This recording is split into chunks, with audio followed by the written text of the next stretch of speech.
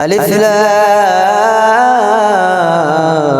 ميم ذلك الكتاب لا ريب فيه هدى للمتقين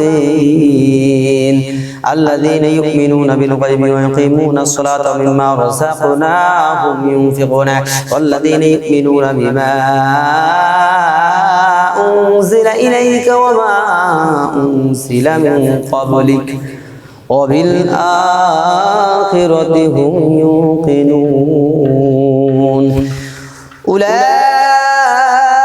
على هدى من ربهم وأولئك هم المفلحون إن الذين كفروا سواء عليهم أأنذرتم أم لم تنذرهم لا يؤمنون ختم الله على قلوبهم وعلى سمعهم وعلى أبصارهم غشاوة ولهم عذاب عظيم.